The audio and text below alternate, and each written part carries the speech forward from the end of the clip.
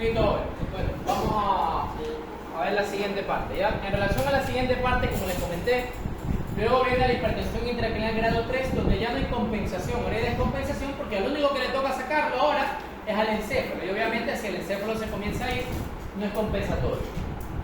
El encéfalo tiene un problema. Si yo, por ejemplo, tengo un tumor, un hematoma o algo en el brazo, crece y la piel es verdad que no es totalmente distendible, pero tiene algo de distensión. Entonces eso que aumenta el tamaño, el diámetro del brazo, pero como también aumenta la tensión o la elasticidad de la piel, no hay problema. El problema es que cuando el intracráneo aumenta la presión, él no tiene donde expandirse, porque el cráneo es una cavidad inexpandible. Entonces eso hace que como el encéfalo aumenta y el cráneo no le permite salir, ¿qué es lo que le toca? Que le toca buscar otros espacios que son fisiológicos y que el encéfalo le toca coger. Esos espacios fisiológicos que toma el encéfalo para tratar de ver dónde irse, porque donde está no entra, se conocen como herniaciones cerebrales. Las herniaciones cerebrales si son en seguidilla, o sea, si comienza la 1, luego le toca la 2, luego le toca la 3, a la 4. Si comienza la 3, luego le toca la 4, a la 5. Si comienza la 4, luego le toca la 5. O sea, estas sí son en orden. No pueden ir al azar. Pero donde comience, a esta le va a tocar continuar, ¿ya? Vamos a hablar nosotros de la primera herniación. Lo primero que sucede cuando aumenta la presión intracraneal y el encéfalo no tiene dónde irse, la primera herniación es la herniación llamada subparcial. ¿Qué es lo que sucede? La parte medial del cerebro, si usted ve, este es el cerebro, este es el lóbulo temporal del cerebro, aquí está el humbo del cerebro, en la zona medial aquí están los ventrículos, la hoz del cerebro, que usted sabe que se pone en la zona interhemisférica, esta bolita de aquí es el encéfalo, y luego viene el mesencéfalo con el puente y el bulbo raquídeo y el cerebelo atrás de él. Entonces, ¿qué es lo primero que sucede? La parte medial del hemisferio cerebral, que se conoce como circunvolución del ciclo, es a la hora que yo les digo, señorita, no es a la hora que ustedes quieren, por favor. La parte medial de los hemisferios cerebrales, que se conoce como circunvolución del cíngulo, se mete, se introduce, se coloca, se hernia por debajo de la hoz del cerebro. La hoz del cerebro, usted recuerda por neuroanatomía, también se la conoce como falis cerebral.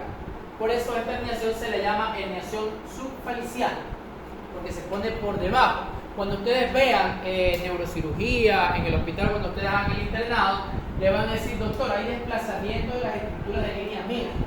Las estructuras de líneas medias están desplazadas hacia la derecha o hacia la izquierda. Eso quiere decir que el hemisferio de un lado ya se fue para el otro lado. ¿Se acuerdan cuando vimos el hematoma celular subagudo y bla? Eso es una herniación subfacial. Porque el hemisferio que esté en un lado, por debajo del lado, se mete y se va para el otro lado. ¿Ya? Ahora, en esta zona interhemisférica, ¿qué arteria se encuentra ahí? La arteria cerebral anterior. Entonces el paciente, debido a esa compresión, puede provocar una compresión izquierda y luego un infarto de la arteria cerebral anterior. Esa es una complicación. Imagínense usted, aparte de todos esos procesos fisiopatológicos que van a pasar, me comprime la arteria cerebral anterior. Más condenado está el paciente a un fin fatal. ¿Ya? Entonces tenemos la herniación subfaciana y un problema, compresión de la arteria cerebral anterior. Luego, si nadie hace nada, progresa. Las siguientes herniaciones que ocurren pueden ser cualquiera de las dos. Una de las dos. Las herniaciones se hacen a través de esta estructura azul que se conoce como tentorio o tienda del cerebelo. Acuérdense usted que la tienda del cerebelo se pone por encima del cerebelo. Es como el encéfalo son como dos deditos. El encéfalo son como dos deditos y la tienda hace esto. Lo cubre, le hace como un agujerito que es el tentorio. Y así está el encéfalo conectando lo supra con lo infratentorial. ¿Ya? Eso lo vimos en la primera clase. Entonces, a través del tentorio pueden aparecer dos tipos de herniaciones. Como son a través del tentorio, se llaman transtentoriales, porque son a través del tentorio. Entonces, herniaciones transtentoriales yo tengo cualquier dos.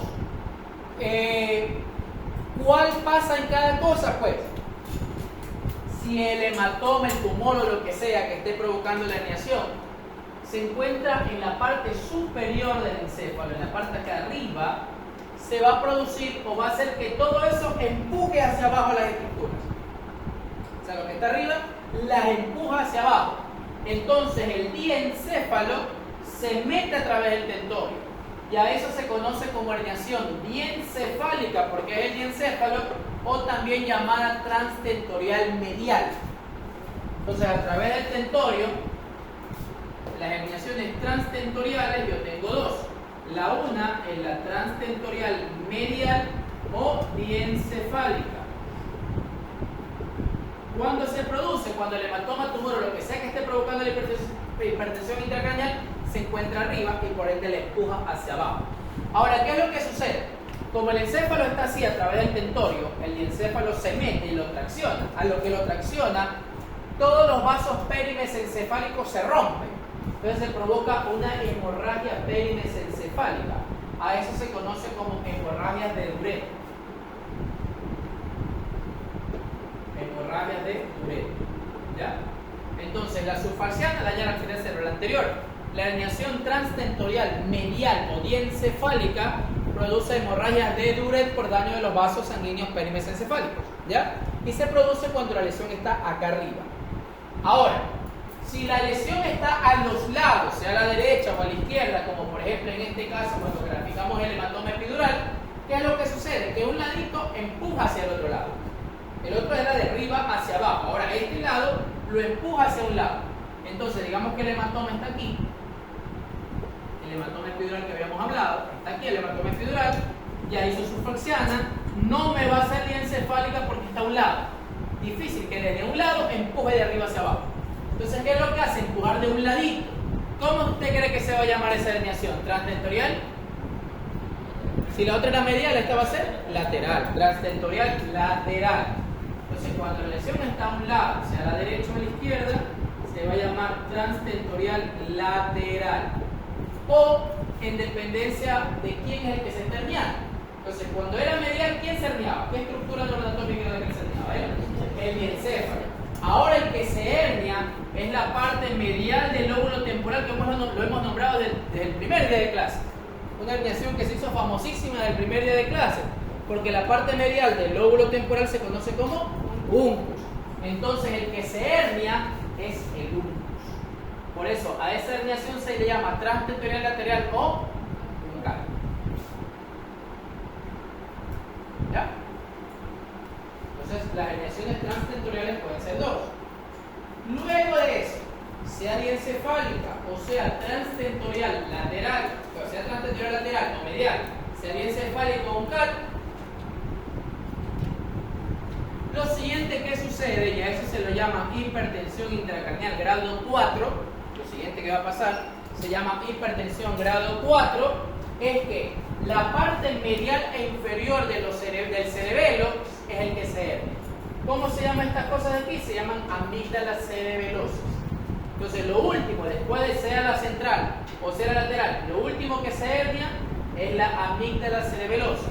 A eso se llama herniación amigdalina, amigdalina o cerebelosa descendente, como usted la quiera llamar.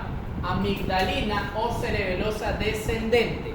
¿Quién se hernia? Las amígdalas, por eso se llama amigdalina, o también llamada cerebelosa descendente, porque es el cerebelo que va ¿a través de qué? A través del agujero occipital. ¿Y qué se encuentra aquí cercano al agujero occipital? ¿Qué estructura neuroanatómica? El bulbo raquídeo. Acá está el cuello. Está el bulbo raquídeo. Y en el bulbo raquídeo, ¿qué está? El centro cardiorrespiratorio. Entonces, cuando el paciente hace una herniación amigdalina o cerebelosa descendente, hace una parada cardiorrespiratoria y como nadie puede vivir sin corazón ni pulmón, el paciente se muere. Ya está, chao. Por eso se llama hipertensión intracraneal grado 4, porque ya se murió. Ok, aquí hay café, rojita, queso, lo único que usted puede hacer. ¿Ya? Entonces, ahora, hay un acápite extra. Hay un acápite extra. Esto es lo normal. Lo normal que sucede es subfaxiana, uncal, amigdalina, chao. Eso es lo normal. La herniación diencefálica es un poquito rara, pero usted sabe que la va a encontrar si el problema está en la parte superior. Algo que es no tan raro como el anterior, pero no tan común como lo primero que les comenté, es cuando las lesiones nacen en la fosa posterior. O sea, no que tiene un problema epidural acá a los lados del hemisferio cerebral, o sea, supratentorial, ni a nivel superior de la zona supratentorial, sino que el hematoma epidural, subdural, tumor, hemorragia, infarto, absceso se encuentra en la fosa posterior. Entonces, si se encuentra en la fosa posterior, por lógica, ¿qué es lo más probable que vaya a pasar? Que me haga herniación uncal, que me haga herniación subfaciana. No, lo más común que me haga es que herniación amigdalino-cerebelosa y el paciente se muere. Por eso las lesiones de fosa posterior, que estos son los elementos de fosa posterior, los que están en la infratentorial, son los más graves. Si el doctor ve el cerebelo, que importa, ¿verdad? Que se marea, pero bueno, nadie se muere mareado, salvo que esté en las alturas. El problema no es eso, el problema es que se puede herniar la amígdala y el paciente se muere. Ahora, sí existe algo que puede pasar, que es muy raro, que las lesiones de fosa posterior casi siempre, por no decirle siempre, la lesión de fosa posterior inmediatamente me va a provocar herniación amigdalina y el paciente se va a morir. Pero algo que a veces puede pasar, que en vez de la amígdala herniarse hacia abajo, en vez del cerebelo herniarse hacia abajo con la amígdala, el cerebelo se hernia hacia arriba. Eso puede pasar. Y eso se llama herniación cerebelosa ascendente. El cerebelo asciende a través del tentorio, por esto no se llama transtentorial, se llama herniación cerebelosa ascendente. La herniación cerebelosa ascendente, entonces el cerebelo comprime todas las estructuras del tronco y produce hidrocefalia, ¿ya? Entonces lo más común, diencefálica, uncal, amigdalina y muerte. Diencefálica si la lesión está arriba, y herniación cerebelosa ascendente en casos muy raros y solo cuando la lesión se encuentra en la fosa posterior, ¿ya? ¿Queda claro eso? O sea, si hay lesión supratentorial nunca me va a ser cerebelosa ascendente, solo en fosa posterior, pero lo más común es que el cerebelo se hernie hacia abajo. Nosotros nunca tenemos miedo que se hernie hacia arriba, eso es casi imposible, pero es algo que puede pasar y la literatura se lo puede describir. ¿Ya? ¿Hasta aquí alguna pregunta? La amigdalina se afecta al centro respiratorio. No, porque comprime se muere. ¿Y la En la transtentorial uncal no se describe un vaso en sí. Ya vamos a ver algo, ahorita vamos a hablar del uncal. Ahorita vamos a hablar del uncal, que hay algo más importante todavía. Ya, ahora. Recordando cuáles son las tres más importantes. Las tres más importantes, el resto igual las tienen que saber, pero las tres más importantes ustedes ya saben. Subfaciana, ¿cuál es la otra? Las tres más importantes, subfaciana, la diencefálica, la dependencia de... La diencefálica y la cerebelosa ascendente la tienen que saber, se las podemos preguntar, pero en la vida real va a ser difícil que usted la vaya a conocer. Tenemos tres que siempre usted la va a ver: subfaciana, uncal y amigdalina. Eso usted lo va a ver siempre, neuroquirúrgicamente hablando y neurológicamente hablando. Ahora, dentro de las tres, ¿cuál usted cree que es la más grave? La amigdalina. La amigdalina sin duda, pero en la amigdalina el paciente ya está muerto. Y salvo que usted tenga una funeraria, o que usted sea médico legal, o que usted tenga alguna filia por los cadáveres y todo, que no creo, y que usted cuando se gradúe no se va a graduar de médico legal, de medicina legal, aunque le guste, entonces aquí, aunque sea la más grave, la peor, porque el paciente se muere, aquí usted, salvo que sea Jesucristo, no puede hacer absolutamente nada.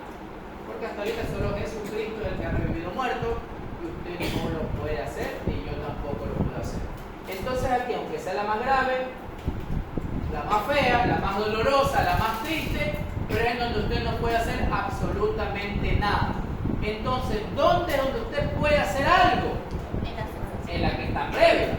Y de la que está previa vamos a hablar de la herniación uncal porque es la más común que usted va a ver, ¿ya? Entonces ya sabe usted que la más grave es la amigdalina, pero usted no es Jesucristo, así que aquí usted no le va a poder hacer nada, no lo va a revivir, ¿ya?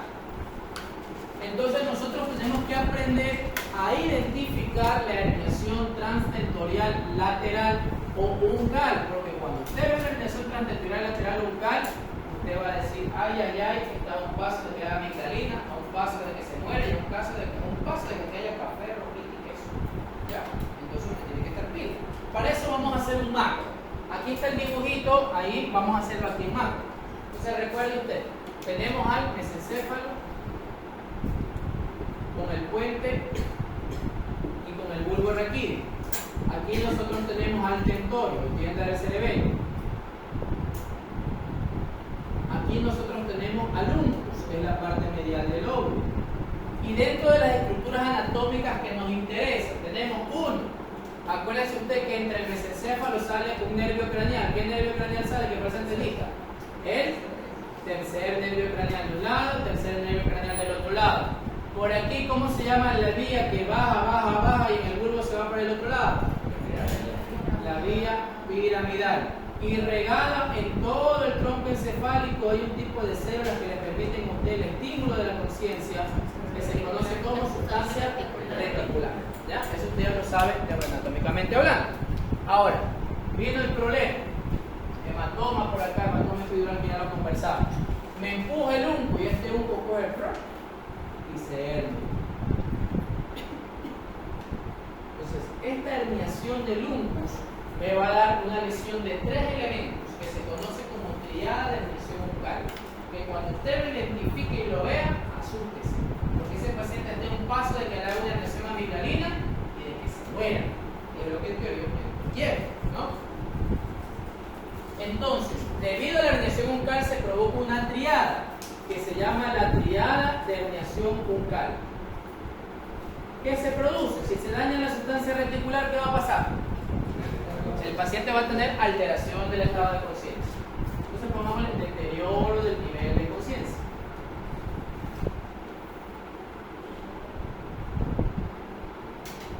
Si se lesiona el tercero, ¿qué va a pasar? Va a haber tosis, pero el paciente ya con los párpados cerrados porque está en alteración de la conciencia, no lo voy a ver. Va a haber midriasis, si lo relaciono con la otra, va a estar miótica, eso se le llama anisocoria. Entonces el paciente va a tener anisocoria. Y por último, como se daña la vía piramidal, el paciente va a tener defecto motor. Esa es la triada del lesión bucal. Ahora, ¿cómo usted evalúa el nivel de conciencia? ¿Por medio de la escala de Glasgow? ¿Cómo usted evalúa la anisocoria? ¿Viendo qué cosa del paciente? Las pupilas. Y cuando un paciente tiene un defecto motor, ¿tiene focalidad? Neurológica. ¿Sí se acuerda que yo le comenté cuando le dije cuál es el examen neurológico mínimo en el área de emergencia? ¿Qué es lo mínimo que usted tiene que evaluar a un paciente cuando esté en el área de emergencia? No te pones a evaluar el olfatorio, ni hacerle campimetría al paciente que está ahora intubado, ni nada. Usted lo que tiene que evaluar es lo grave. ¿Y qué le dije que era lo grave? ¿Cómo evaluaba lo grave? Escala de Glasgow, pupilas y focalidad neurológica. Porque esta escala se creó o se basa en descartar o confirmar una herniación bucal. Y por eso es que yo siempre le comento cuando llega un paciente grave, o así no esté grave, pero igual para su ejercicio, ¿qué es lo primero que tiene al ver las pupilas? No si está el reflejo fotomotor conservado o no de cada lado, sino si tiene anisocoria o no. Porque en el contexto clínico de un paciente grave o con lesión intracraneal, la anisocoria forma parte de una triada que se llama triada de herniación bucal, que es un paso previo a morirse. ¿Me entiende por qué? ¿Me entiende por qué? Entonces el examen neurológico utiliza eso y no otra cosa. Porque todo está basado en descubrir la peor etapa donde yo sí puedo hacer algo. Por eso cuando llega un paciente, uno dice, doctor, ¿cómo está el paciente? Él no me dice que sí, que se accidentó, que si se cayó, que si lo golpearon, que si tiene la hemoglobina baja, que la mamá de Tarzán. No, él no me dice eso, el médico me dice, doctor, está anisocoria. Porque ya va pensando que puede ser una triada de herniación bucal y que un pasito previo está la hacer una herniación amigdalina y morirse. ¿Ya? ¿Entienden? Entonces eso es importante. Ahora, lo normal. La anisocoria, generalmente la midriasis, ¿de qué lado es? ¿De qué lado va a ser la midriasis? ¿Del lado de la herniación o del lado contrario? Entonces, en la anisocoria, la midriasis generalmente es ipsilateral. Ojo que le digo generalmente, casi siempre. Pero casi siempre, no siempre. ¿El efecto motor de qué lado va a ser? ¿Del mismo lado o del lado contrario? Contralateral. Entonces el efecto motor casi siempre es contralateral, pero casi siempre no siempre. ¿Ya? Entonces, en la antigüedad, ¿no? Antes de años, estaba este concepto y se decía, a ver, si el paciente llega con una anisocoria, como en teoría antes no había tomografía tan fácil como se supone que hay ahora, era un lujo tener un tomógrafo en un hospital y tenías que gastar muchísimo dinero para hacerte una tomografía. Entonces, en neurocirugía, como no siempre eso era posible, se creó algo que se llamaba los teléfonos exploratorios. ¿Por qué? Porque se dieron cuenta, antes decían, a ver, doctor, estaba anisocórico derecho, la midriasis derecha, vamos a operarlo del lado derecho. No hay tomografía, no, para que haya tomografía va a pasar 2 años. Entonces lo operaban y decían, ay, este hematoma, así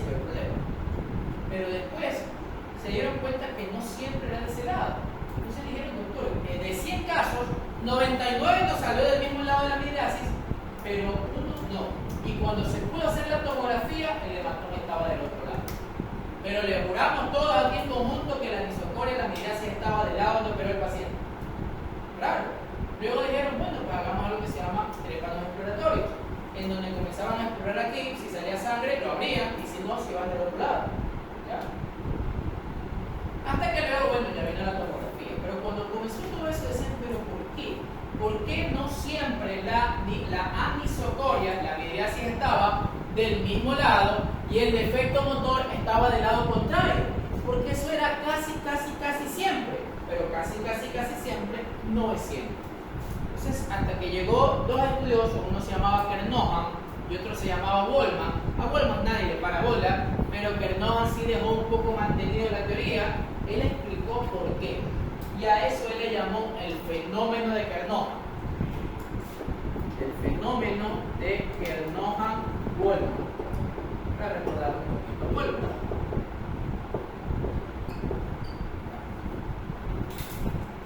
Y se lo voy a explicar de manera mucho más gráfica. Los tres de aquí tengan la bota, parece. ¿Ya?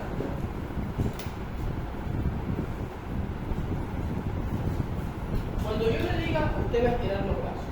¿Ya? Vamos primero a explicar. Digamos que él es el mesencéfalo. ¿Ya? Digamos que él es el mesencéfalo. Entonces, ellos son los tentorios. El joven de aquí es el tentorio del lado derecho del joven. La señorita es el tentorio del lado izquierdo de su compañero. ¿Ya? Entonces, ahora sí estire los brazos. Entonces, estos serían los terceros nervios craneales, ¿no? El tercer nervio craneal del lado del joven, el tercer nervio craneal del lado de la señorita. En todo el cuerpo de él estaría la sustancia reticular, ¿verdad? Digamos que todo es el troncoencefálico. Está la sustancia reticular. Y por aquí bajaría la vía piramidal que desciende del lado del... ¿Cómo se llama? Del lado de Eric, ¿usted? Entonces, la vía piramidal desciende del lado de Eric, pero se va hacia el lado de Daira. Y la vía piramidal que baja del lado de Daira se cruza y se va al lado de Eric. ¿Ya? Digamos que yo soy la herniación.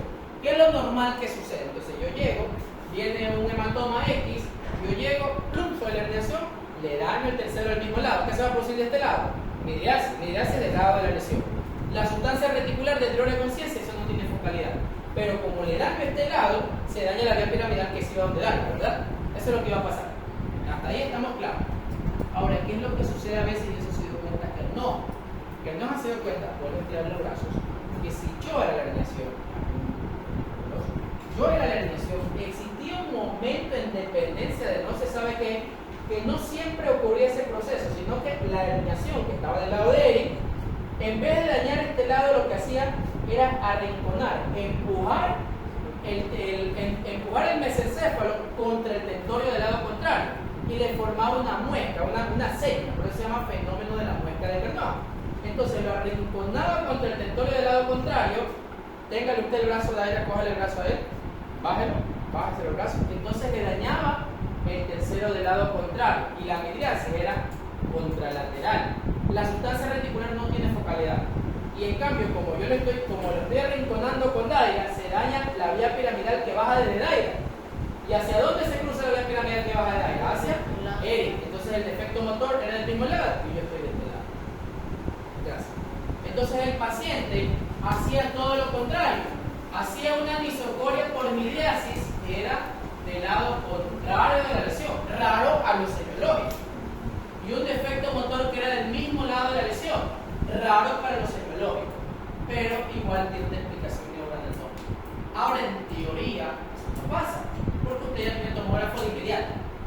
Pero a veces, bueno, en mi época, que estuve medianamente joven, por lo menos para ser neuro, no existe eso. Pero dentro de mis compañeros que tienen un poco más de edad, sí hubo la lucha, ¿no? Doctor, pero opérelo, no tiene tomografía. Pero doctor, opérelo si tiene la midriasis derecho, opérelo del lado derecho. Y si busca no. No, todavía no lo dicen en broma, ¿no, doctor? Pero si tiene la anisocoria marcadísima del lado derecho, ya de ese lado. No, y si busca no. ¿Cuál es la única forma de saber si es Kernoghan o no? ¿Ya?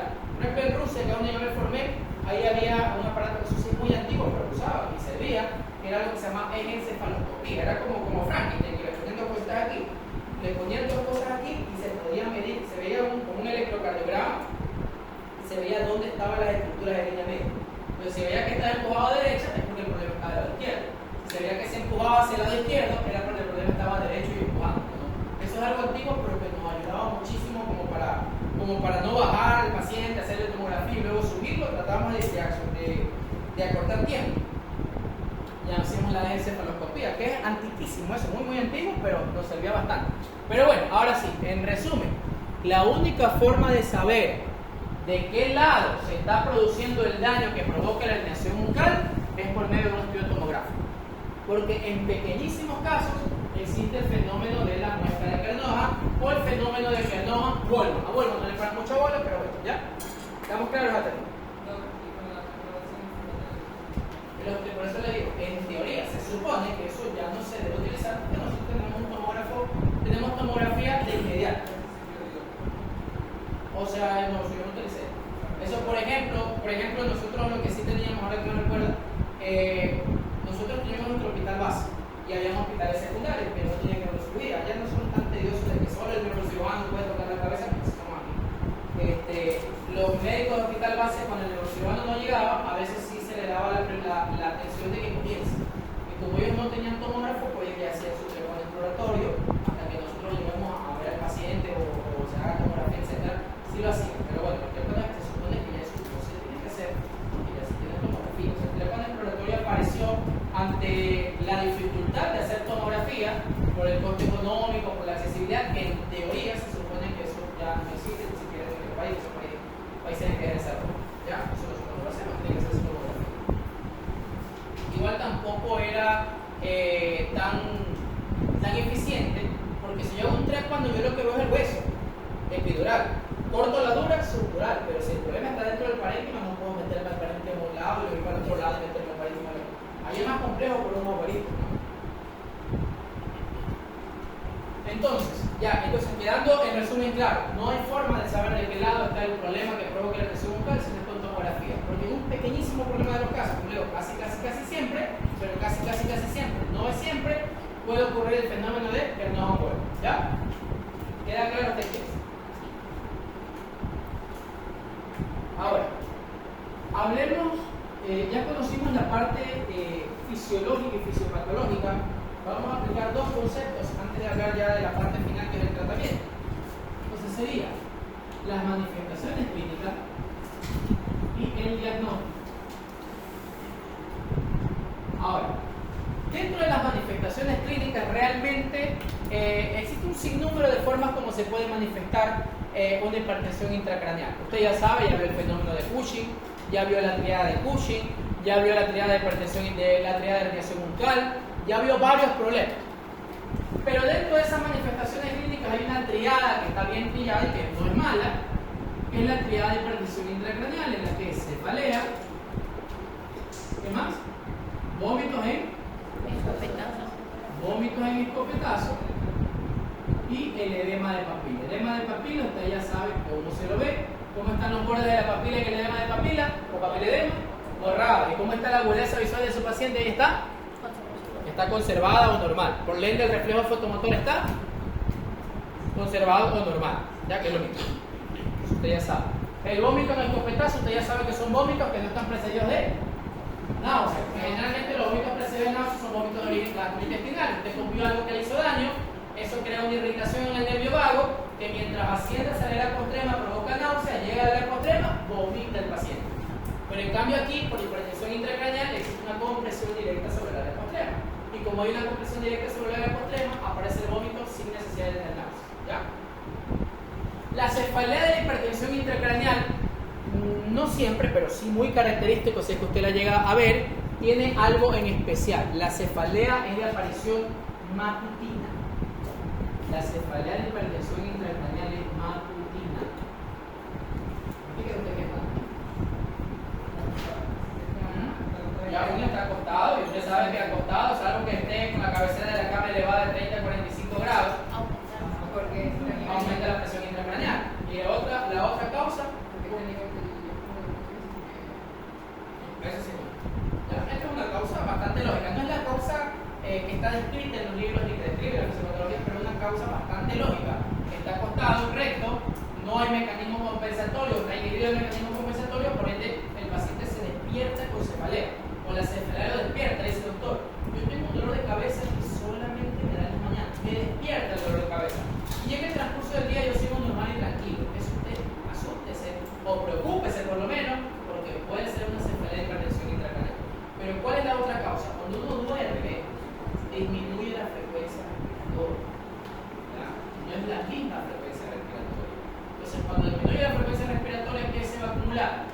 Según la CO2, el CO2 que provoca los vasos sanguíneos, vasodilatación, y la vasodilatación, según la teoría de Monroe-Kelly, aumenta el componente vascular.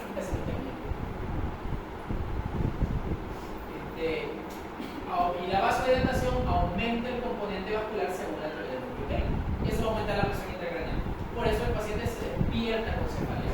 Y como en el transcurso del día, como ya está sentado en bipedestación, ya hay drenaje, ya tiene una frecuencia respiratoria más adecuada, el paciente ya no tiene cefalea.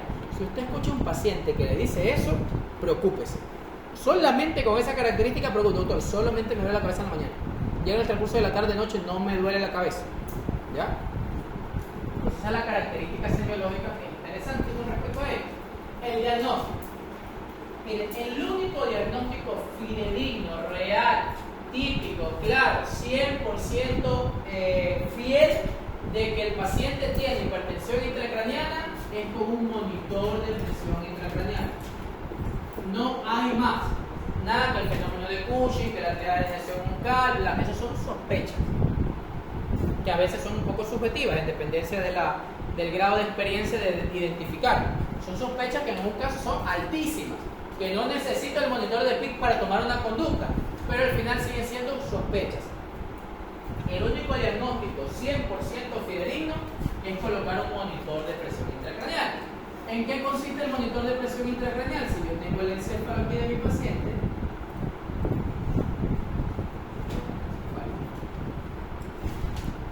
y tengo aquí los ventrículos de mi paciente, yo puedo colocar dos tipos de catéteres. Es un catéter.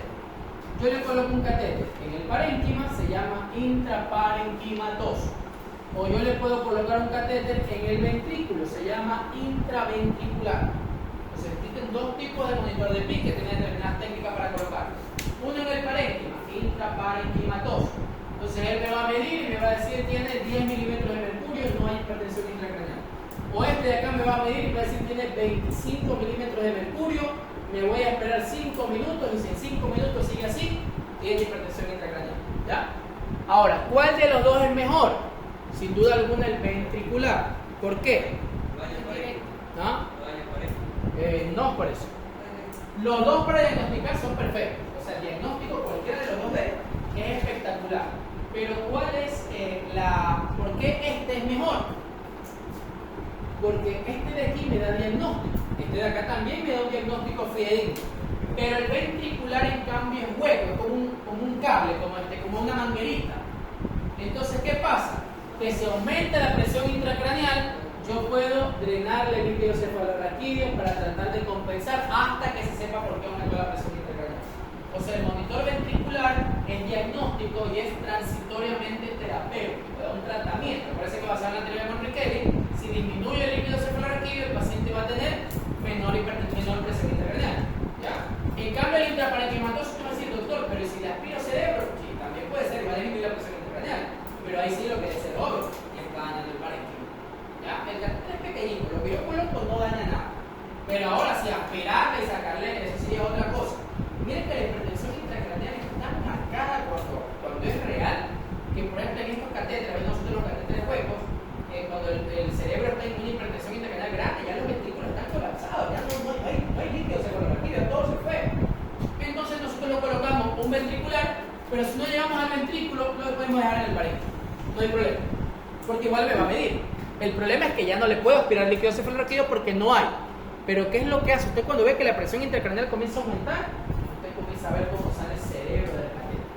¿Ya? Yo tuve el caso de un paciente, para que usted vea la magnitud de la hipertensión intracraneal, el paciente estaba con una hipertensión intracraneal tal que comenzaba a salir del cerebro por la nariz y por la oreja. Entonces cuando ya veía que era el cerebro, saliéndole por la nariz y por la oreja, porque la hipertensión no quería tener por el cerebro.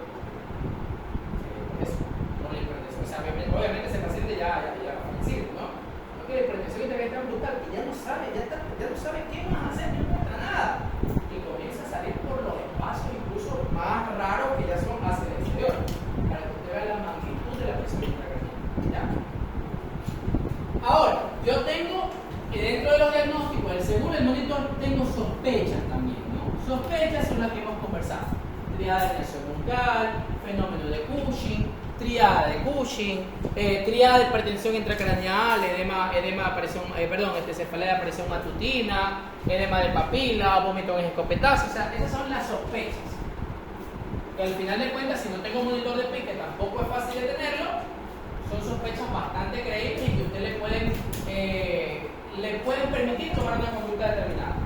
Pero la sospecha, la que no es sospecha, la que es sin duda alguna real, es el monitor de presión intracraneal. Ya, coloco el monitor y que me diga cuánto tiene. ¿Estamos claros?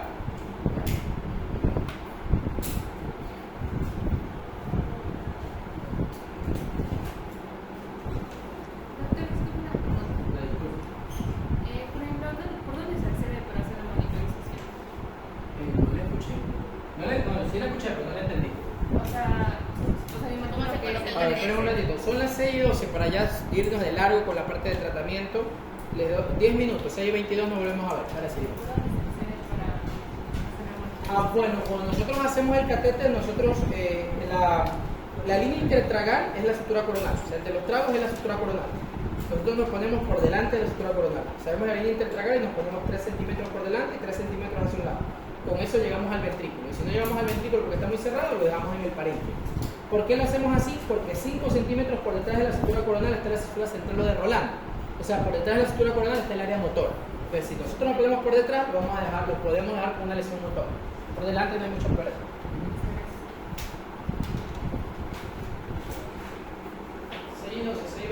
6:22, señorita.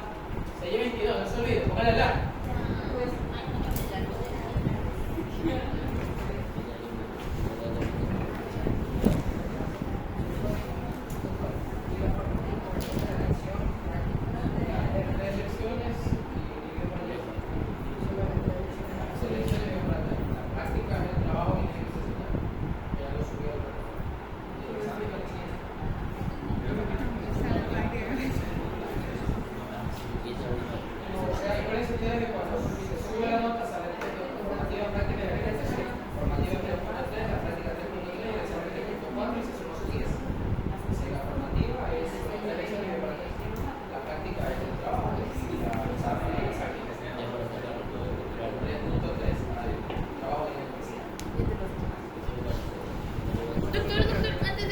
Sí, antes, porque ya tengo 30 segundos, me diga. En el trabajo no importa si le escribo la letra pequeñita. ¿Sí se ve? Sí se ve. Sí, ya se ve que esa no se letra ve. nada. Ya, igual vayan subiendo desde antes, porque a veces es muy pesado y tienen que andarlo cortando y luego van a andar con una pula a última hora. Por eso lo subí ya casi una semana de anticipación. A ver, bueno, para terminar, como ya les había comentado, la hipertensión intracraneal no es una enfermedad en sí. Si usted ya se ha dado cuenta, es un conjunto de muchos problemas que dan un síndrome en común, que es el síndrome de hipertensión intracraneal. O sea, la siguiente semana que vamos a ver cefaleas, vamos a ver causas de cefalea que no son primarias, los tumores, las hemorragias, etc. Eso puede provocar hipertensión intracraneal. Las causas de epilepsia que vamos a ver luego también pueden provocar hipertensión intracraneal. Cuando vamos a ese isquémico, ese hemorrágico puede provocar hipertensión intracraneal. O sea, este es un manejo común a cualquier patología que provoque hipertensión intracraneal. Entonces, cuando se va a tratar la hipertensión intracraneal está formada por 3 pilares. Esos 3 pilares se llaman pilares de primera, segunda y tercera línea. ¿Por qué están separados? ¿Por qué no los pongo en orden? Porque son secuenciales. O sea, yo primero intento los de primera línea. Si los de primera línea no me sirven, yo paso a segunda línea. Si los de segunda línea no me sirven, yo paso a tercera línea. Estos son aditativos, es decir, se van sumando. No es que dejo el anterior y voy con el que sigue, no. Yo voy progresando y voy sumando uno más. O sea, si yo voy a realizar pseudoanalgesia, es porque ya previamente tengo también neuroprotección fisiológica. Si yo voy a colocar ventilación mecánica, es porque lo tengo pseudoanalgesiado, neuroprotección fisiológica, etc. ¿Ya? O sea, se van sumando. Cada cuánto más o menos cada cuánto tiempo yo voy sumando uno más. Dice la literatura más o menos cada 30 minutos. O sea, si yo hago uno y en 30 minutos no mejora la presión intracraneal, porque en teoría tengo un monitor de PIC que me lo está avisando, paso al siguiente. 30 minutos más, paso al siguiente. ¿Por qué están por separado? Están por separado para darle la gravedad de cada uno. O sea, de los 3 grupos, el grupo que sigue es más peligroso que el grupo anterior. O Entonces, más peligroso me refiero a tiene más efectos adversos, hay más posibilidades de que el paciente no le vaya muy bien, ¿ya? Y así mismo en descendente, es decir, mientras voy bajando,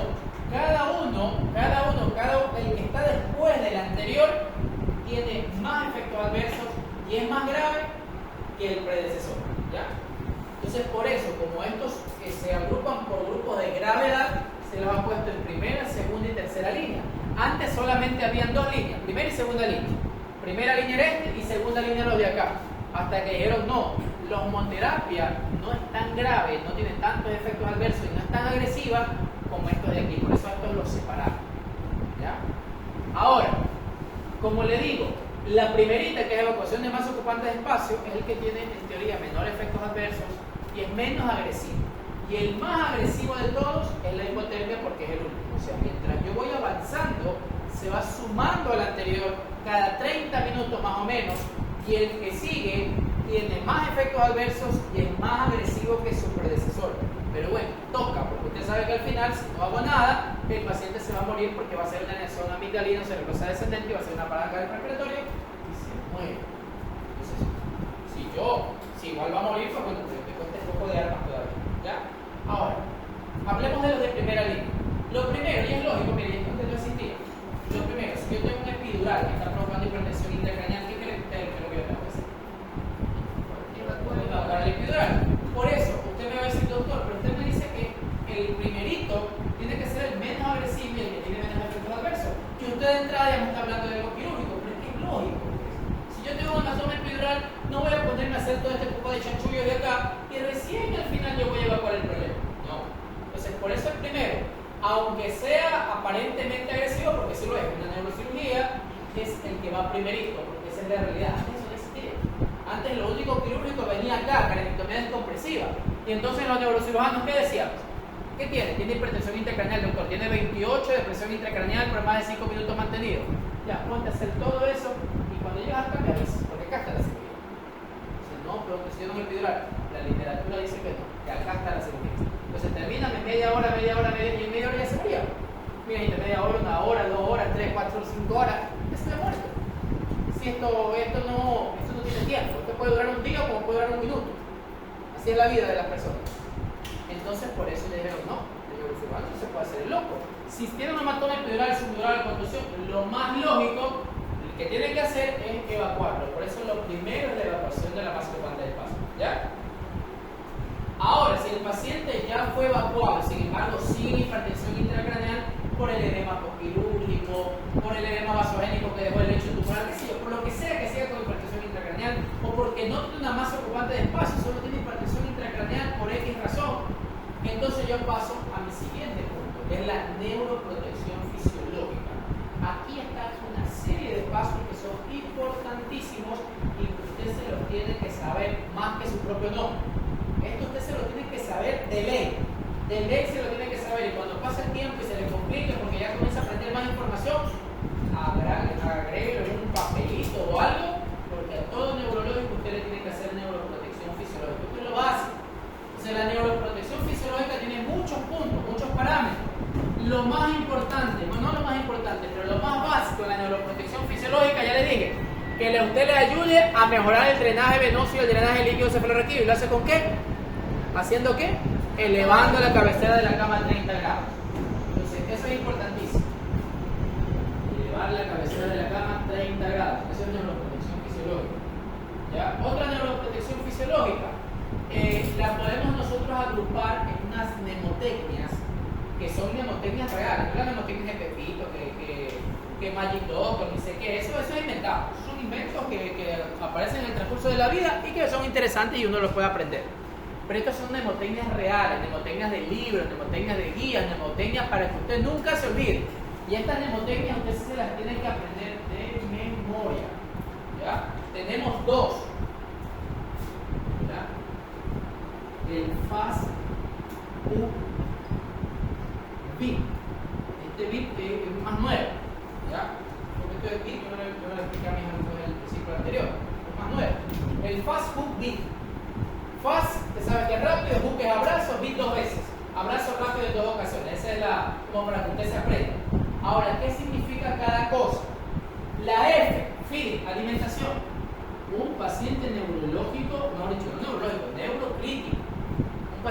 neurocrítico tiene que alimentarse lo antes posible. En las primeras 24, 48 horas ya tiene que estar alimentándose.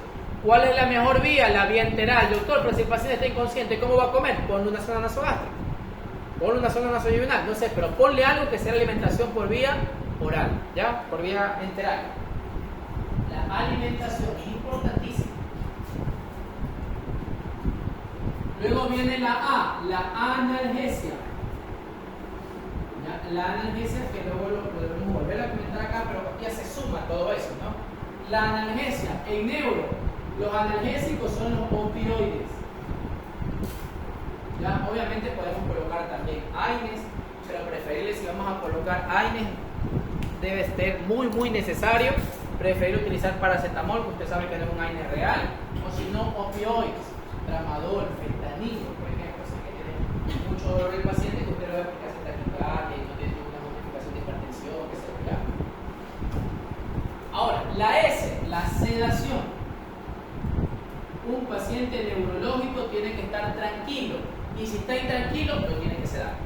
A veces dicen, doctor, ¿y por qué este paciente está dormido? No, el paciente tenía un buen glajo, pero ¿qué pasó? Estaba muy agitado, conflictivo y tiene un hematoma epidural. Lo sedamos por neuroprotección. ¿Está bien? Si el paciente está tranquilito y todo y lo vas a sedar, ahí sí no. Ahí sí estás loco. ¿Ya? No lo vas a sedar. Si el paciente está tranquilo con su epidural, déjalo tranquilito. Pero si está tranquilo y el paciente está comenzando a demostrarme que tiene hipertensión endocraniana, te toca sedarlo. ¿Por qué? Acuérdense que todo eso puede provocar un valsalva y aumentar la presión intracraneal. La T, la tromboprofilaxis. Todo esto hay que hacerle a su neurocrítico. Tromboprofilaxis. La tromboprofilaxis, cuando usted presenta los casos clínicos, usted tiene que recordar que existe una escala que se llama la escala de Padua. La escala de Padua me dice a qué paciente postrado yo le debo colocar tromboprofilaxis farmacológica. Lo ideal en los pacientes postrados, no solo, ahorita estamos hablando nosotros de neurológico, ¿ya? Pero todo paciente crítico debe tener todos estos parámetros. Creo que el neurológico más todavía porque el cerebro tiene más problemas. Entonces, todo paciente, el neurológico, por lo menos si usted va a colocar tromboprofilaxis, heparina de bajo peso molecular, la que más se utiliza la enoxaparina. ¿Ya? La H, ya lo habíamos conversado, ED, cabeza. Elevación de la cabecera de la cama 30 grados. Mira, esto abarca muchos parámetros, incluso los parámetros que ahora vamos nosotros a conversar. ¿Ya? Ya, me había olvidado de algo. La S es S3 ahora. Esto no lo había comentado bien en el ciclo anterior. Es S3. S, sedación. ¿Cuál es? Porque son tres S, sedación. La otra S, skin, la piel del paciente. Deben ustedes evitar que el paciente tenga escaras. Todo eso puede aumentar la presión intracraneal. No sé que la escara produce dolor. La escara se va a infectar y las infecciones producen fiebre, que luego veremos que también aumenta la presión intracraneal. ¿Ya?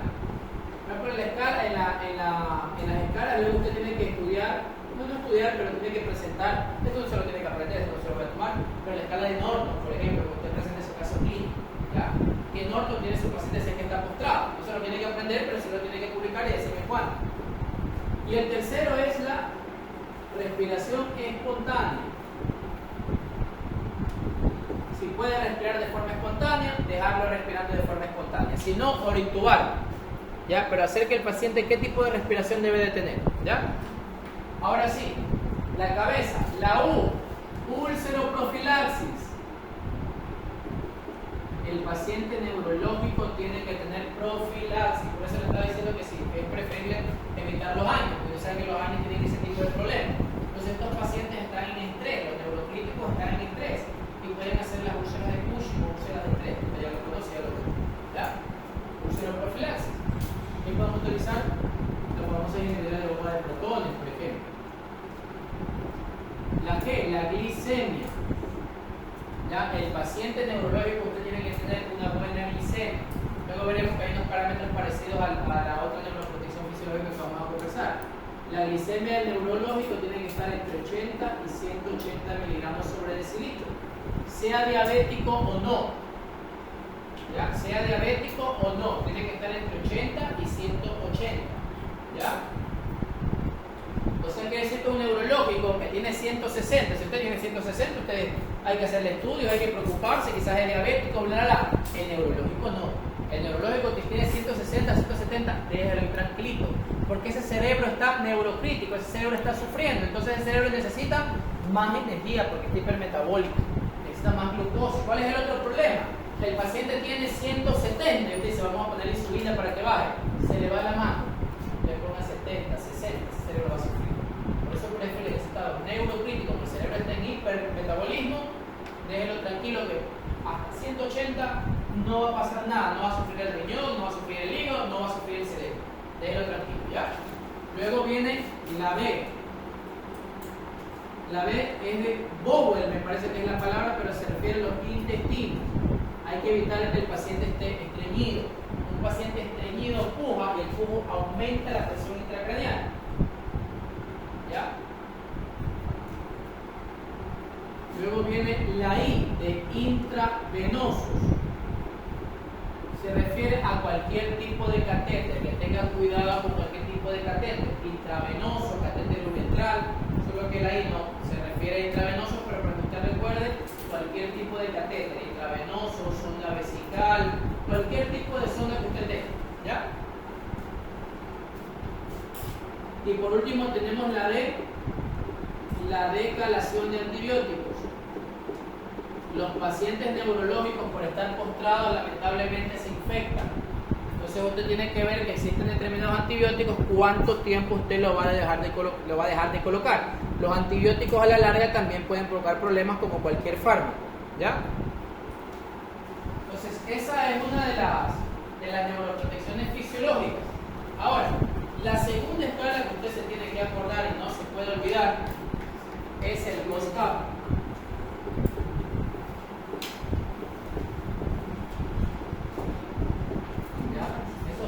Parte de la neuroprotección fisiológica. Entonces, algunos se parecen a los anteriores, ¿no? Tenemos la G, otra vez glucosa. Usted ya sabe la glucosa normal de 80 a 180 miligramos sobre decilitro. La H, la hemoglobina, ¿ya? La hemoglobina. El paciente neurocrítico tiene que tener más de 7 de hemoglobina, ¿ya? La O, oxígeno. El paciente neurológico tiene que saturar más del 94%. Todo eso usted tiene que ver. La S, el sodio. ¿Cuál es el valor normal de sodio de natremia? 135 a 145. El paciente neurológico tiene que tener un sodio de 135 a 145. Eso era lo que se decía hasta hace poco. Ahora, en la vida real, ese parámetro en el neurológico puede cambiar el límite alto. Entonces, yo puedo tener un neurológico entre 135 y 155. Mientras más cercano esté al límite alto, mejor en el neurocrítico. Ya luego veremos por qué. ¿Ya? Por eso algunos libros dicen que el neurológico tiene que estar un poquito saladito y un poquito dulcecito. Que tener la glucosa un poquito por encima de lo normal y el sodio un poquito por encima de lo normal. ¿Ya? Con respecto a la T, la temperatura. El neurológico tiene que tener una temperatura menor o igual a 37.5 grados centígrados. ¿Ya? Con respecto a la C, el confort. El confort se refiere a lo que habíamos conversado acá, la sedación y la analgesia. Confort, que el paciente no tenga dolor y que el paciente esté tranquilo, se llama sedoanalgesia. Sedación es sin dolor y analgesia es, sedación es que esté tranquilo y la analgesia es que no tenga dolor. ¿Ya? Con respecto a la A, arterial se refiere, ¿no? A la presión arterial. Entonces usted ya sabe que la presión de perfusión cerebral tiene que ser entre 60 y 150 y la tensión arterial media tiene que estar alrededor de 80. ¿Ya? Eso ya lo hemos conversado. Ese es el parámetro. Y por último la P, la PCO2. ¿El valor normal de PCO2 cuál es? De 35 a 45. ¿Qué es mejor? Ya lo conversamos. ¿Que la PCO2 esté alta o que la PCO2 esté baja? Es que la PCO2 esté baja. Entonces, mientras más cercano esté al límite bajo, es mejor. Es decir, que si yo le pongo dos parámetros, le pongo cuál valor es mejor para un paciente neurocrítico, PSO2 de 35, PSO2 de 45, usted ya sabe que es PSO2 de 35. Si le digo PSO2 de 35 o PSO2 de 40, es el de 35. ¿Ya? Estamos hablando aquí de neuroprotección fisiológica. Esta es la medida básica que usted tiene que tener con todo neurocrítico. Y mire que son medidas de primera línea. ¿Ya? Terminamos con la neuroprotección fisiológica. Luego viene la seroanalgesia, que usted ya sabe, ya lo conversamos. Sedación, como la sedación es con la sedación nosotros lo hacemos o con midazolam o con propofol. ¿Qué es mejor? Midazolam, sin lugar a dudas. El propofol tiene unos efectos adversos, puede producir brisca, síndrome de difusión de propofol, que el paciente hace hipertrigliceriemia y se muere. ¿Ya? Por eso lo mejor es con midazolam, que luego veremos que es una benzodiazepina. Y la sedación, usted ya sabe que es con opioides. ¿Ya? Luego tenemos la analgesia. Y la analgesia que usted ya sabe que es con opioides. Ahora, ese paciente que usted ya lo está sedando, está durmiendo, sin duda alguna se le va a deprimir, se le va a producir una depresión respiratoria. Por eso inmediatamente usted le va a hacer ventilación mecánica. ¿Ya? Ventilación mecánica. Si no mejora, usted sigue drenaje de líquido cefalorraquídeo. ¿Ya? Como tiene un catéter ventricular, entonces simplemente yo puedo comenzar a drenar y a sacar líquido cefalorraquídeo. Doctor, si no tiene catéter ventricular, pues ese parámetro no lo puede hacer. Porque no lo puede hacer pulso lumbar, porque si está libre de semilla craneal, se le de la pica. ¿Ya? Y estas son las medidas de primera línea. Miren, que esta neuroprotección fisiológica es básico, es lo mínimo que tiene que tener. Antes le llamaban las N de neurocrítico, porque solamente estaban las de acá. Tiene que estar normoglicémico, normoglicémico, normonatrémico, normotérmico, bla, bla, bla.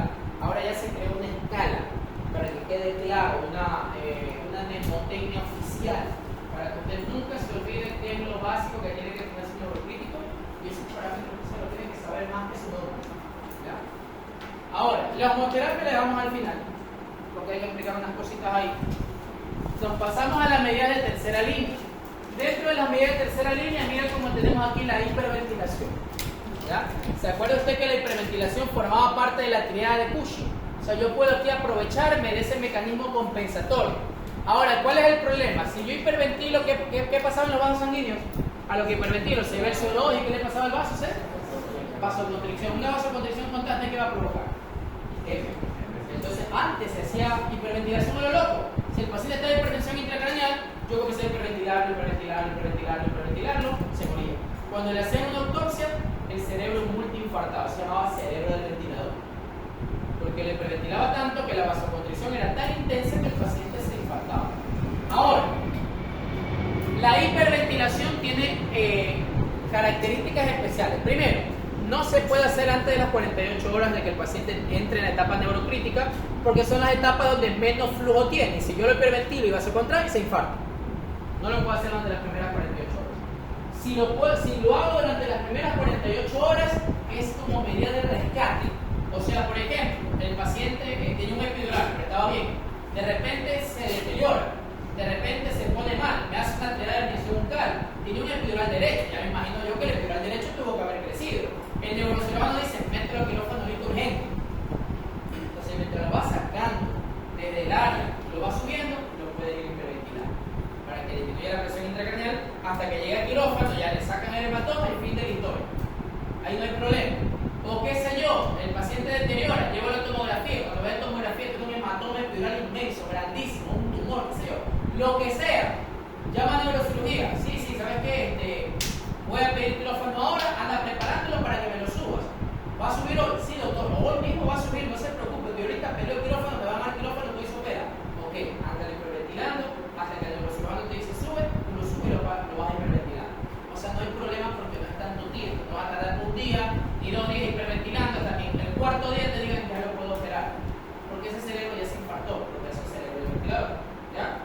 Ahora, digamos, doctor, pero yo sí he visto que en algunos lugares hacen hiperventilación por 2 días, por 3 días, después de determinados días, después de los 2 días, pero lo hacen, doctor. Y no es porque lo van a operar, sino por hipertensión intracraneal, sí, pero para poder hacer una hiperventilación ya mantenida, no así de rescate, como le digo ahorita, que hay que meterlo a quirófano, que ahorita lo puedo ir hiperventilando, yo tengo que necesitar dos parámetros, dos estudios, si no, no le puedo hiperventilar así de forma mantenida.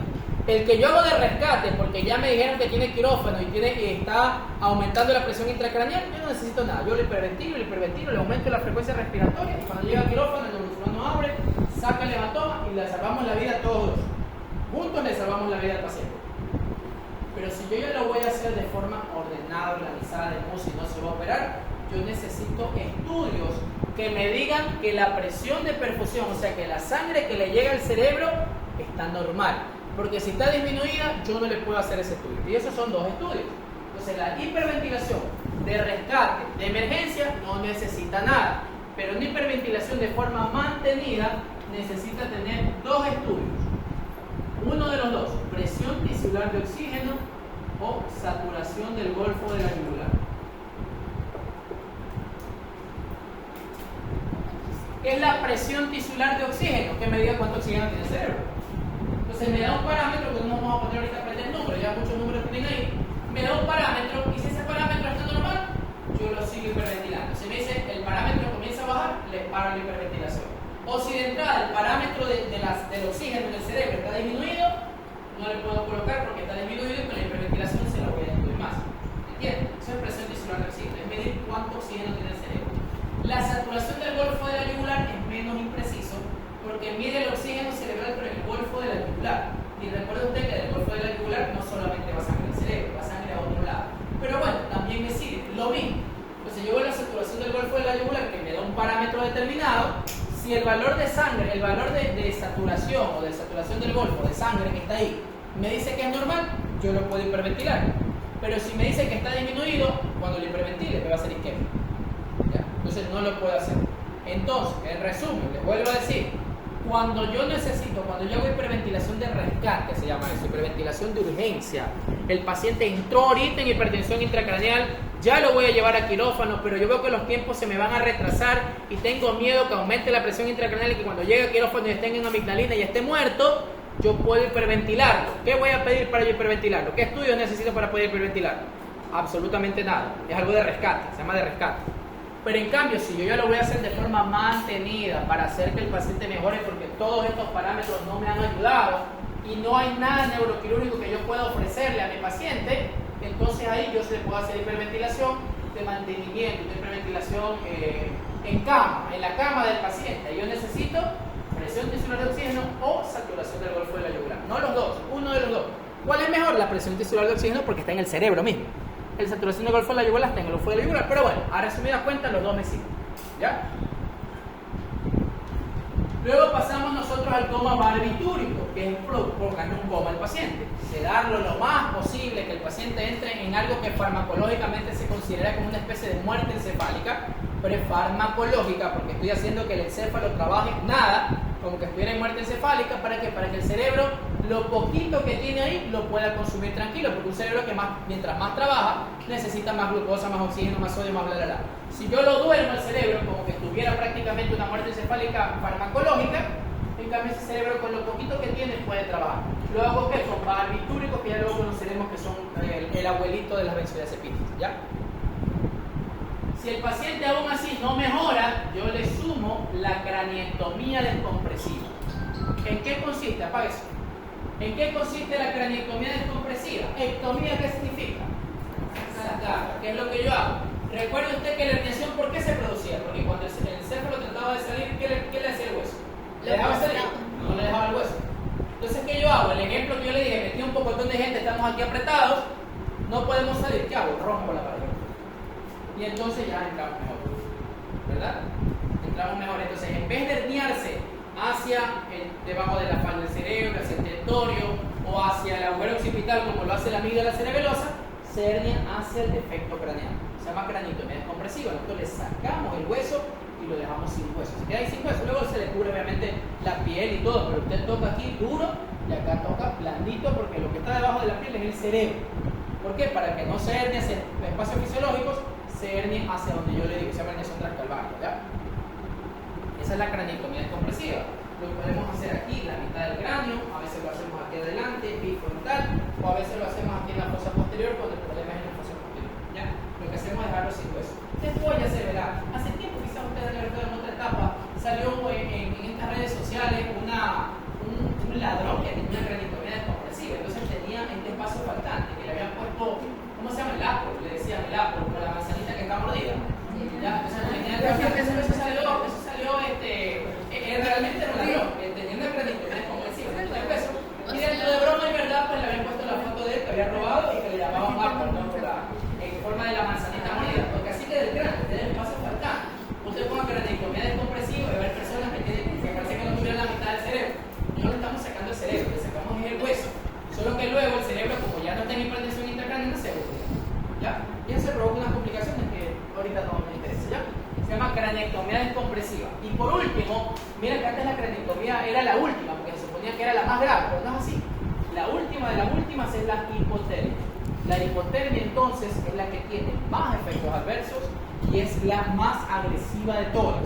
Entonces en la hipotermia, parecido al coma barbitúrico, el paciente lo entra en hipotermia y cuando el paciente tiene disminución de la temperatura, así mismo hace un menor consumo metabólico. ¿Ya? Así mismo hace un menor consumo metabólico, exactamente todo parecido, pero es la que tiene más efectos adversos por esta de aquí es la más discutida. Esta realmente casi no se hace, ¿no? Porque tiene muchísimos efectos adversos y por eso la han puesto como la última de las opciones. Igual, si estas no funcionan, el paciente va a fallecer. Así que, para una opción que, si no hago nada, se muere, pues yo tengo estas opciones que quizás en algún momento pueda hacer que me sirva. ¿Ya? ¿Alguna pregunta antes de pasar a la osmoterapia? En la craniotomía descompresiva, pero eso solo hasta que se reduzca la inflamación y luego le vuelven a poner. Bueno, el edema, perdón. Y luego le vuelven a poner el. Claro, sí, yo como siempre lo digo, no sé, que sobrevive el paciente, porque obviamente estas son medidas de rescate. ¿Qué quiere decir medidas de rescate? Que no es curativo. No es que yo cuando hablamos con los familiares es así, le digo, esto es una medida de rescate. ¿Qué es medida de rescate? Que no le estoy garantizando que va a sobrevivir, no le garantizo que va a hablar, no le garantizo que va a caminar.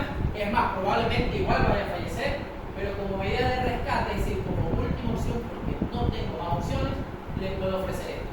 Decídalo o déjalo. Si es que el paciente sobrevive, ¿no? La gran mayoría, y muchos sobreviven. Solo que de esa gran mayoría, la gran mayoría sobrevive con un defecto marcado en estado de vigilia sin respuesta, toda la prueba que se llama otra historia. Pero si el paciente queda funcional, porque a veces no le podemos retirar el hueso porque está infectado, qué sé yo. Si el paciente queda funcional, luego se lo recupera. Antes el hueso se lo guardaba en el abdomen. Yo alcancé la última etapa de esa. Se hacía un corte aquí y se le guardaba en el abdomen. Entonces, si el paciente se moría, pues se iba con su huesito en la barriga. Y si el paciente sobrevivía, luego le sacaba el huesito y se lo volvía a poner. El problema es que eran 2 cirugías, 2 complicaciones. Las 2 ocasiones que me tocó a mí hacer eso con mi maestro cuando yo estaba allá, aquí formábamos unos hematomas que cada semana había que irle drenando hasta que ese hematoma apareciera. Era muy molestoso.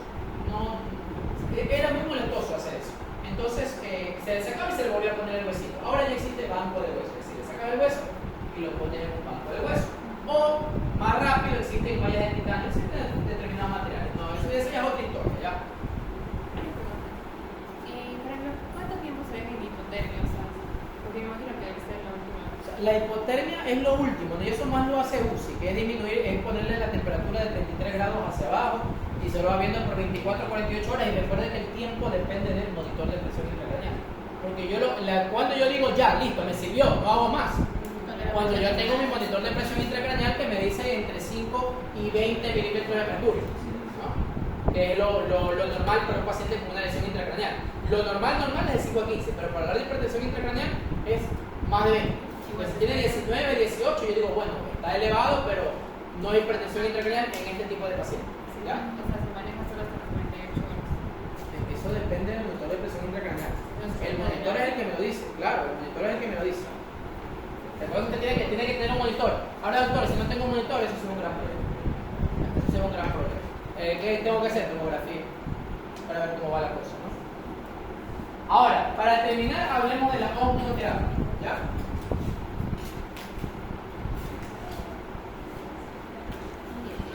A ver, la osmoterapia se basa en 2 fármacos.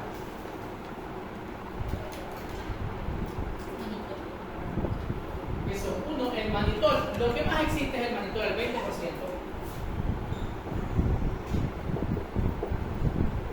Luego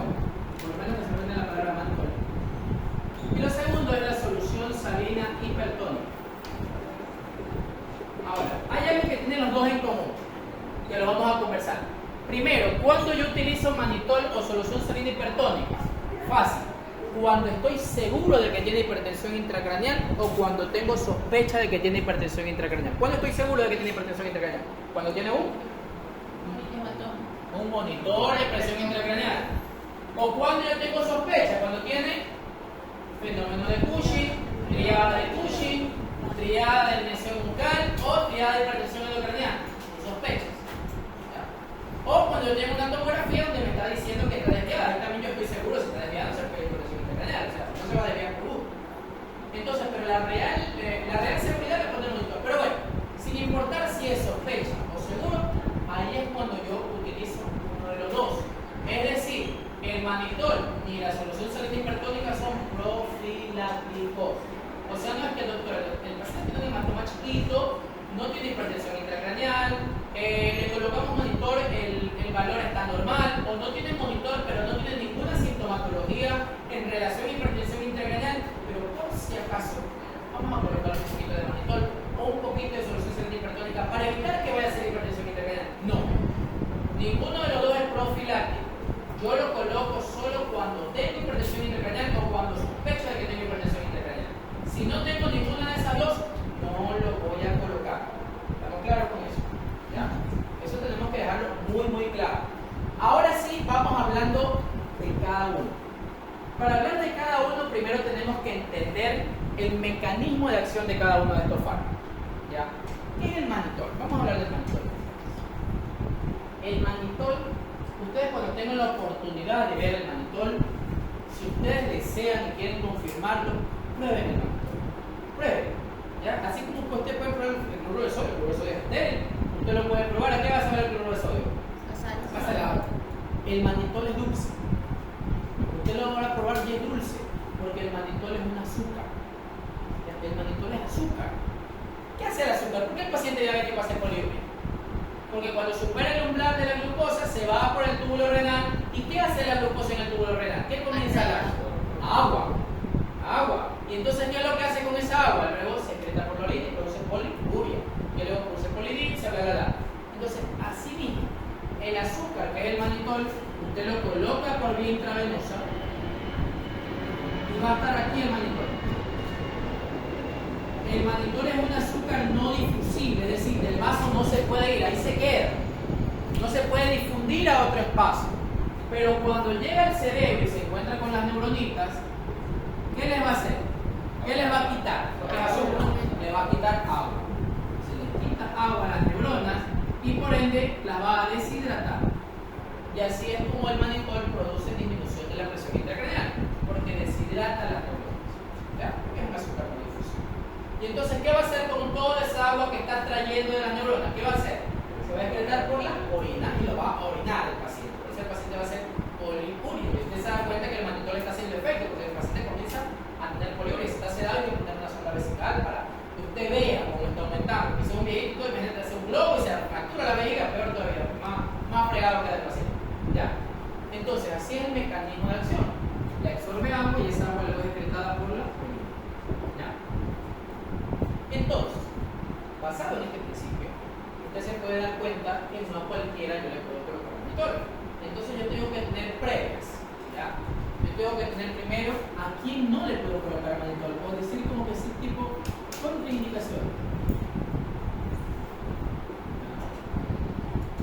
Entonces primero, si lo voy a orinar el manitol va a hacer que orine mucho. ¿Qué va a provocar eso? Pero la furosemida hace lo mismo, ¿no? Va a hacer que el paciente también orine. Va a deshidratar. La deshidratación, ¿qué hace con la presión arterial? La disminuye. Entonces, contraindicación. Yo no puedo colocarle manitol, no a un paciente hipotenso. Cuando yo digo hipotenso en relación a manitol, cuando la presión arterial sistólica se encuentra por debajo de 90. ¿Ya? Una sistólica por debajo de 90 no le puedo colocar manitol. ¿Ya? No le puedo colocar manitol. Quede claro esto. ¿Qué más? Si yo meto mucha agua, porque más es agua lo que absorbe el manitol, ¿qué va a hacer con el sodio? El sodio lo va a diluir y va a disminuir el sodio del paciente. Luego veremos que un sodio bajo es gravísimo en un neurológico. Acuérdense que le dije que el neurológico prefiere que esté saladito, ¿no? Hasta 155, por encima del valor normal. Entonces el manitol tiene un efecto adverso. es que provoca hiponatremia. Entonces, si el paciente está hiponatrémico, no le puede colocar manitol. ¿Ya? No puede. Entonces, ¿qué yo tengo que tener previo al colocar manitol? Ver la presión arterial del paciente, saber cuánto tiene de sodio. Y como el manitol actúa perfecto sobre un riñón sano, si el riñón está dañado, se fregó todo. Por eso yo aparte tengo que a mi paciente sacarle osmolaridad plasmática para ver cómo está la cosa. Entonces, una osmolaridad plasmática por encima de 320 no le puedo colocar manitol. ¿Ya? Entonces, ¿a quién no le puedo colocar manitol? Al que tiene presión arterial sistólica por debajo de 90, al que tiene hiponatremia por debajo de 135 de sodio y al que tiene una osmolaridad plasmática mayor de 320. A eso no le puedo poner manitol. ¿Ya? ¿Estamos claros hasta aquí? Entonces yo cuando vaya a colocar manitol, yo le coloco el manitol a mi paciente y entonces yo le digo a mi licenciada o a mi interno o a quien sea, hay que hacerle electrolito, es lo ideal, cada 4 horas. Si no se puede cada 4 horas, por lo menos diario. Osmolaridad plasmática, lo ideal, cada 4 horas. Si no se puede, por lo menos diario. Pero hay que hacerlo. Cada día hay que estar viendo cuánto tiene de osmolaridad plasmática y de sodio. Y como esto es más fácil tomarlo, porque usted lo puede tomar en cualquier lugar, cada que le voy a colocar manitol, tengo que tomarle la presión arterial. Si la presión arterial sistólica está por debajo de 90, no le puedo poner manitol. Tengo que suspender. ¿Ya? Ahora, el manitol se va a dar por más o menos 5 días. Yo lo tengo que dar por 5 días y tengo que irlo retirando de a poquito. Si por lo menos, ejemplo, yo le voy a dar, a un momento de la vida nos hemos de encontrar y vamos a ver un poquito ya cómo darlo, ¿no? Que eso me parece que sobrecargarnos mucho de información, por lo menos ahora en la etapa que está. En un momento de la vida nos podemos encontrar lo que sí que le molesta en la vida con eso. Ya apague eso entonces. Que se vuelve a sonar y a veces que se vaya. ¿Ya? Entonces, en un momento de la vida nos podemos encontrar, hay determinadas formitas que hay que hacer, ¿no? Pero bueno, nosotros lo colocamos y lo vamos a ir retirando poco a poco, porque el retiro brusco puede provocar un problema. Ahora, si está alterado eso, pues sí lo tengo que quitar, porque el efecto que va a producir eso es peor. Pero nosotros tenemos que irlo quitando y a partir del 5.º día, más o menos, dice la literatura, el problema del manitol es que el manitol luego de un momento determinado hace lo contrario.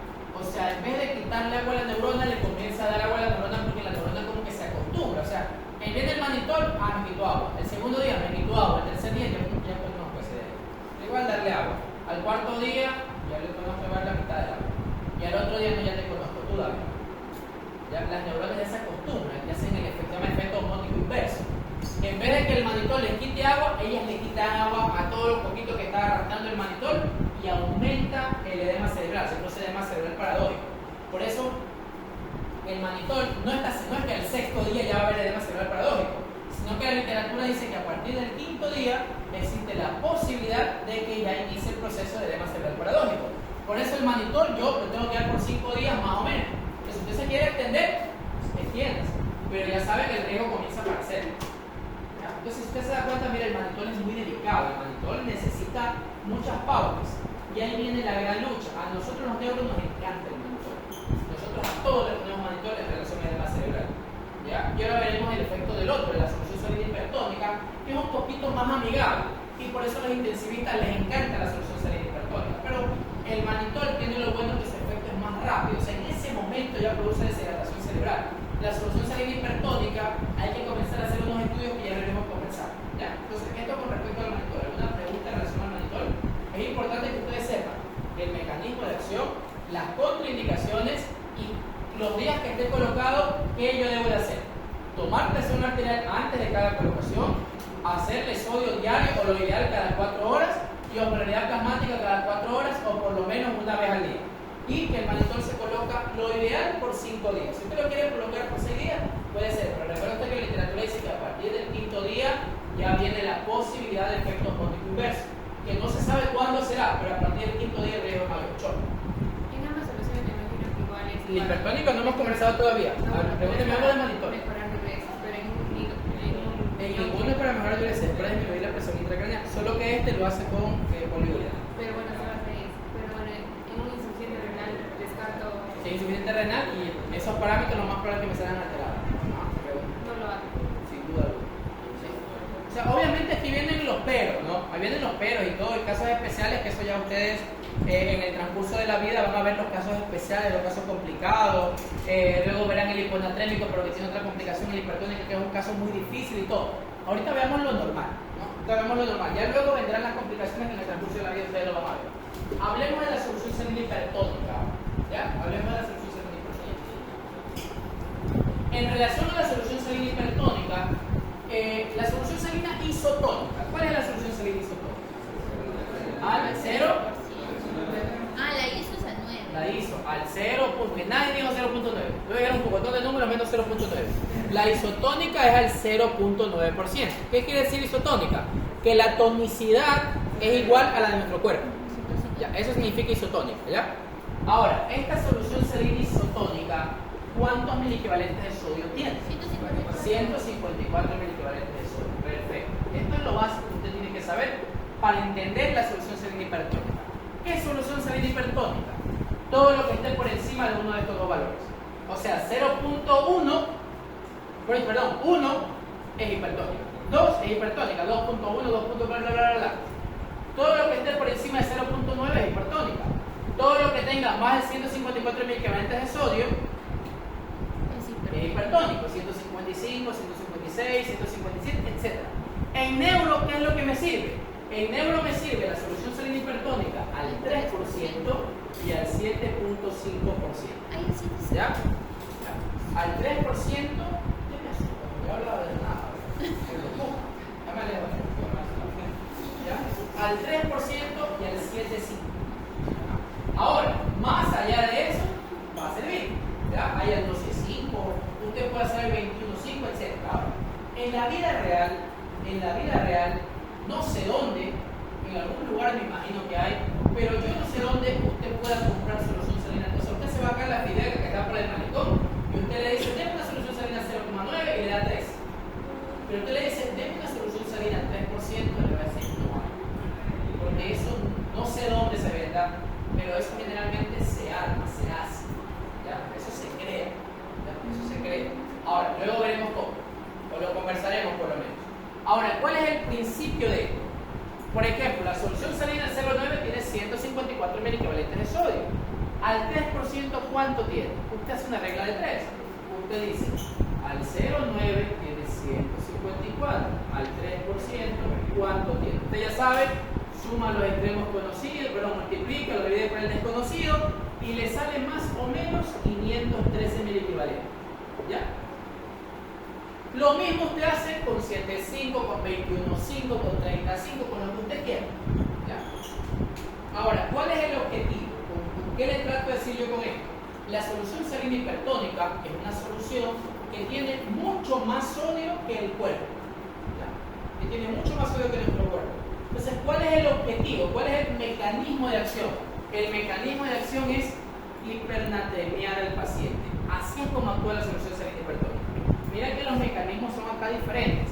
Esto lo que hace es aumentar el sodio. Ese es el objetivo principal, que el sodio aumente. Y acuérdense que dijimos que lo mejor en neurocrítico es que el paciente esté por encima del valor normal. ¿Hasta cuánto lo puede aumentar usted? Hasta 155. Por encima de 155, ahí sí usted está exagerando. Antes decían 160, lo que es mucho. Ahora le bajaron a 155. Si usted ya llega a 156, 157, ahí sí está exagerando. Y acuérdese usted que todo extremo es malo. Entonces, ¿qué es lo que sucede? Si yo produzco hipernatremia, si hay más sodio, si hay mucho sodio afuera en el espacio vascular, porque le estoy poniendo una solución llena de sodio, ¿qué hace el sodio? ¿Qué le gusta hablar al sodio? Agua. Entonces coge y le quita agua a la neurona y a la misma historia la neurona la deshidrata. ¿Ya? Ese es el mecanismo de acción de la solución salina hipertónica. Producir hipernatremia. ¿Con qué objetivo? Con el objetivo de que el sodio que está demasiado en el espacio vascular le quite agua a la neurona y la deshidrata. Miren que los mecanismos aquí son diferentes. Aquí no va a orinar nada. ¿Ya? Aquí simplemente por el mismo sodio que está en demasía en la neurona, pues le va a quitar el sodio. Entonces, ¿cuáles son las contraindicaciones? Dentro de las contraindicaciones básicas, nosotros nosotros solo tenemos una contraindicación. ¿Cuál es la contraindicación de la solución hipertónica?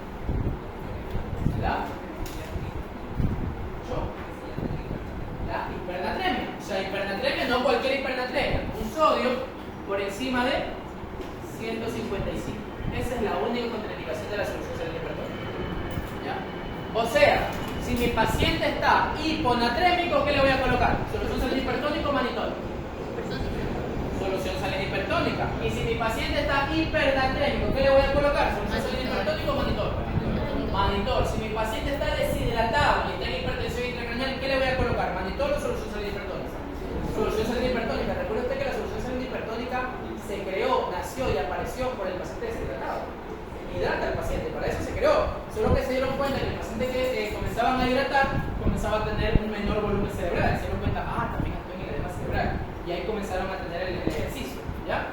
Entonces, mire, realmente si usted se da cuenta, ninguno de los dos es mejor que el otro, depende. Depende de las circunstancias, depende de qué está pasando en su paciente. Pero ¿qué es lo que nos dicen los de UCI? Que hasta de alguna forma es real. Si yo tengo un paciente que recién me llega, el sodio está en mínimo 2 horas. La osmolalidad plasmática, que se hace con 2 por sodio más glucosa sobre 18, está en mínimo 2 horas. En esas 2 horas, ¿qué hago? Si no tengo yo el valor para saber si le puedo colocar manitol, pero sí le puedo colocar solución saline hipertónica. Porque si yo le hago un sodio a todos los que estamos aquí, lo más correcto no es que estemos hipernatrémicos ni hiponatrémicos. Lo mejor dicho, lo más probable es que estemos normonatrémicos. Y entonces es difícil que haya una contraindicación con la solución saline hipertónica. ¿Ya? Un paciente neurocrítico que llega después de un accidente de tránsito, es difícil que esté hipernatrémico. Lo más probable es que esté normonatrémico o hasta hiponatrémico. Y en esos casos no le podrá colocar manitol. Por eso me dicen, para esperar 2 horas hasta que esté el resultado, mejor le colocamos solución saline hipertónica. Y en dependencia del resultado, vemos. Entonces usted le coloca solución saline hipertónica a su paciente, digamos, qué sé yo, que tiene 130 en el primer estudio. Yo le coloco solución saline hipertónica. Y el objetivo, ya usted sabe, ¿cuál es el objetivo de la solución saline hipertónica? ¿Hacer qué cosa? Hipernatremiar a mi paciente. Entonces, ¿qué es lo ideal? Lo ideal es que usted le comience a hacer sodio cada 4 horas. ¿Ya? Por ejemplo, ese es un problema que tenemos nosotros como servicio de neurocirugía. A nosotros no nos permiten hacerle sodio cada 4 horas porque somos una sala abierta, que en teoría es de menor cuidado. ¿A quién se le permiten? A los de UCI. Porque son pacientes neurocríticos. Esos pacientes sí pueden hacerle ellos sodio. Y acuérdense usted que estos parámetros del fast food beat y el GOSCAP tienen que hacerse cada 2, cada 4 horas. Y ellos son neurocríticos, sí se lo permiten. Nosotros, como estamos en sala abierta, no podemos estar haciéndole sodio cada 4 horas, peor cada 2 horas. ¿Qué le podemos hacer sodio cada día? Entonces, ¿qué es lo que pasa? Usted sabe que todo extremo es malo. ¿Hasta cuánto se puede subir de sodio al día? De 8 a 12, el rango medio 10 mil equivalentes. Entonces, yo le coloco bolos de solución saline hipertónica, ya sea el 3% al 7,5. Yo le coloco bolos, qué sé yo, tiene 130, le pongo un bolo de solución saline hipertónica. Bolo es una gran cantidad de golpe, se llama bolo. Difusión continua es cuando lo coloco de a poquito en el transcurso del día. Entonces se coloca bolo, porque ese es el que mejor hace hipernatremiar al paciente. Entonces, ¿qué es lo que yo hago? Yo le coloco un bolo y en 4 o 2 horas le hago un nuevo estudio, me sale 134. Yo digo, me va subiendo, solo 4 puntos. Le coloco otro bolo. En 4 horas me hace 140, de 130 me subió a 140 y yo ya, ahí nomás. Porque solo hasta 10.000 equivalentes puedo yo subirle en un día. De ahí ya pago. Yo ya no le coloco hipertónica, sino que le dejo la isotónica, que esa en teoría no me va a elevar el sodio. Porque ya logré mi objetivo. ¿Cuál es mi objetivo? Subirle máximo de 8 a 12.000 equivalentes, rango medio 10.000 equivalentes de sodio en un día, y con eso yo voy a hacer que el paciente comience a tener disminución del edema cerebral. Pero nosotros no podemos hacer eso, nosotros lo hacemos cada 24 horas. Entonces imagina, yo le pongo un bolo y cuando yo lo hago en 24 horas ya le subí 30, el equivalente en un día, ya lo fundí. Le produce una degeneración osmótica central. Entonces en ese caso nuestro nos conviene más el manitol. ¿Ya? Porque el manitol en cambio es un poquito, la presión arterial sistólica yo la puedo controlar, que es lo único que me puede variar cada colocación de manitol, y esto de aquí sí yo lo puedo controlar por día. No me va a variar tanto en el transcurso del día, no es que me lo baja muchísimo el manitol, me lo va bajando de a poquito. Y la osmolalidad plasmática así mismo se puede ir elevando de a poquito. Por eso nos sirve más a nosotros esto. Pero en la vida real, usted si lo conversa con alguien que realmente analice, que no simplemente dice, yo soy intensivista,